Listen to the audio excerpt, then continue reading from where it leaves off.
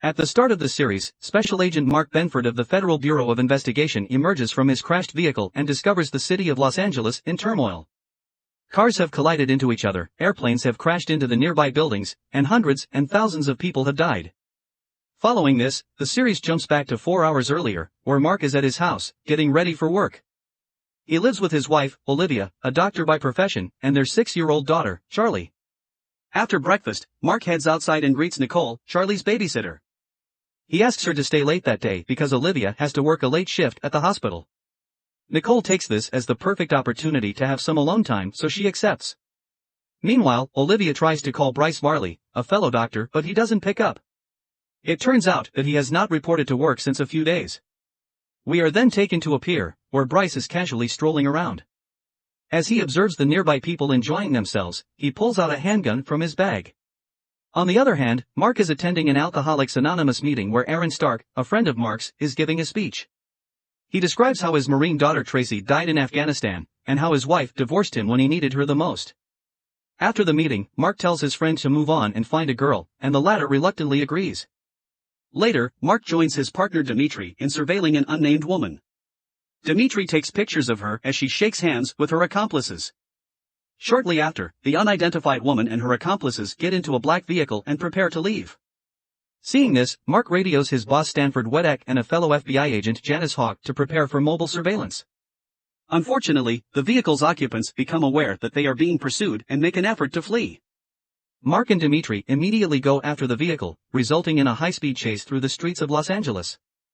But before the bad guys are caught, suddenly, the world goes into a blackout.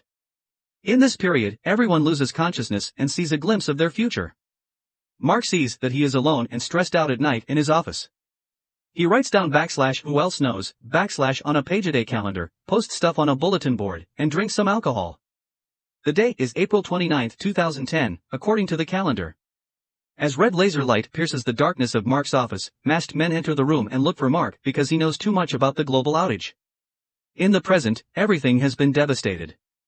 For 2 minutes and 17 seconds, everyone on the Earth went unconscious. The incident has serious consequences: massive vehicle accidents, crashed aircraft, blazing fires, and even a kangaroo trotting across downtown Los Angeles. But surprisingly, the blackout also saved some people. For instance, Bryce, who was having a go at his life, was stopped.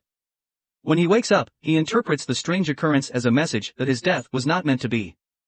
With renewed motivation, he then rushes to the hospital to assist Olivia. At the hospital, everyone is left equally confused by the blackout. However, they don't have much time to think about it as an 8-year-old boy, Dylan Simcoe, is about to undergo a surgery to remove his brain tumor.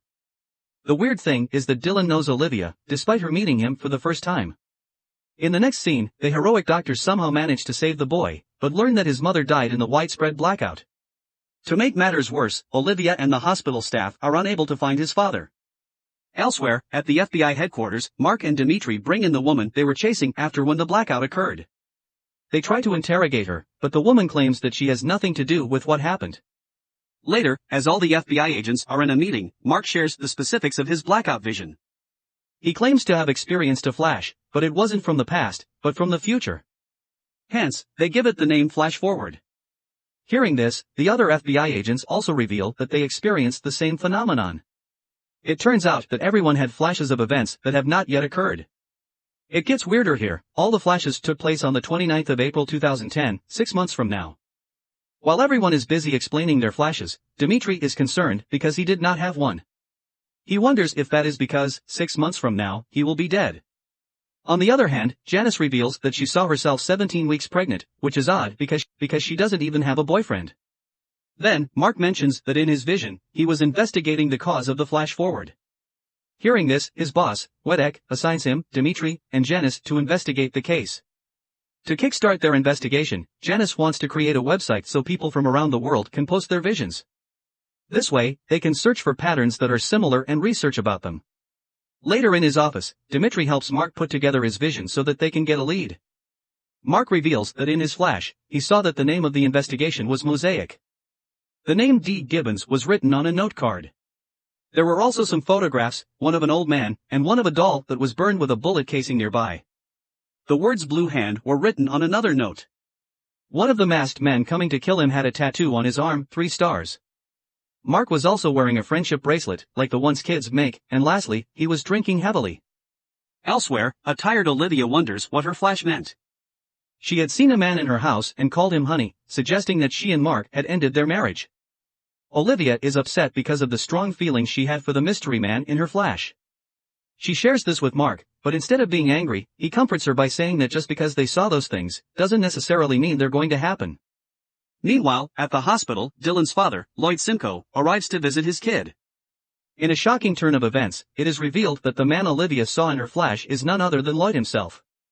Back at home, Charlie informs her father that she had a nightmare. The little girl is scared, so Mark doesn't inquire about it. But just then, he notices something in her palm. Charlie says that it is a bracelet of friendship that she has bought for her father. The bracelet is the same one that Mark was wearing in his flash. Realizing that his flash events are unfolding, Mark becomes overwhelmed, but nonetheless, he lets his daughter put the bracelet on him. At the FBI headquarters, Janice has spent the last 5 hours poring over footage from numerous security cameras.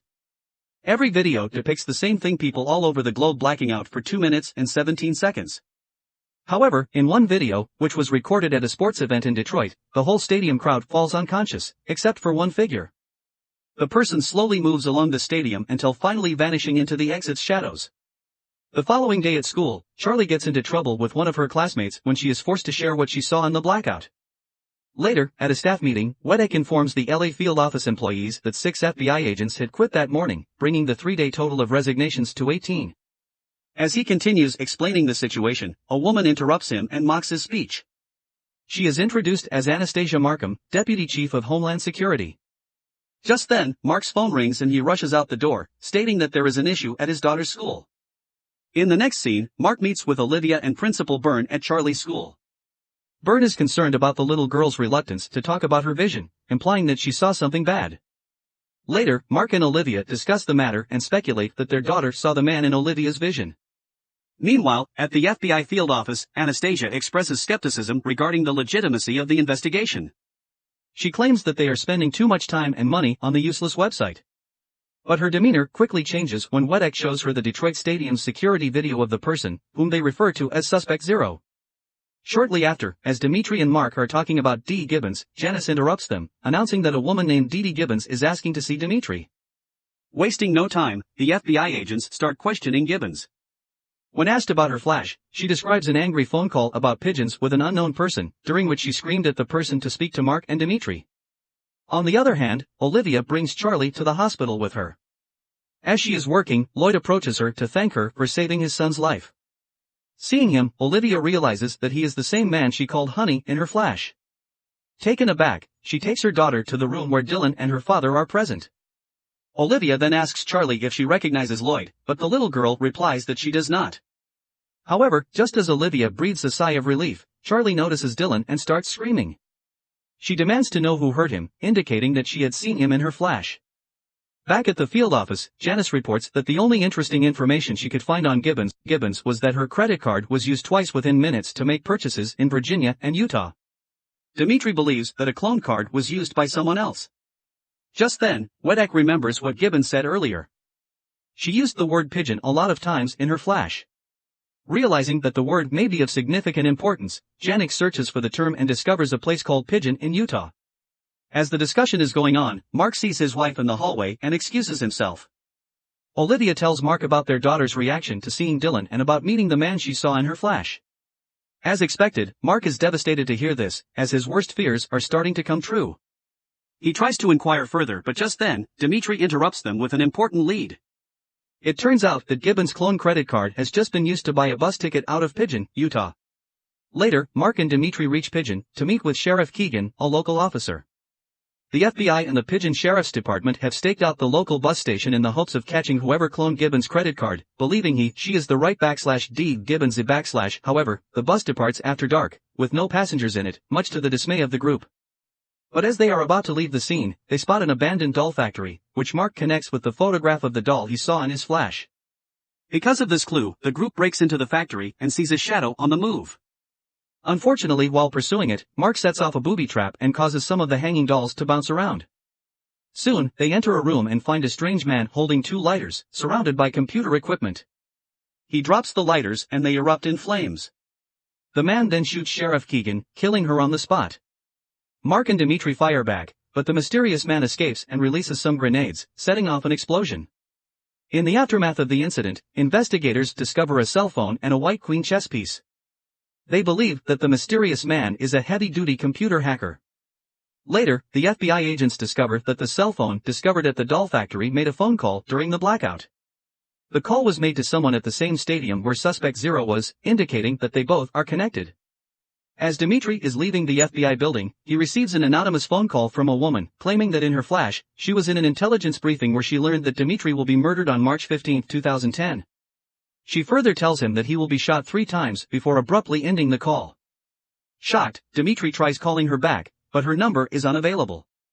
At home, Mark checks in on Charlie, who is awake. She tells him that she got into trouble in school because she was afraid of what she saw in her flash. When Mark asks what she saw, she responds, /D Gibbons is a bad man, /. The next day, FBI agents discover a report about Rudolf Geyer, a convicted Nazi in prison in Quayle, Germany, who has requested a meeting with Mark.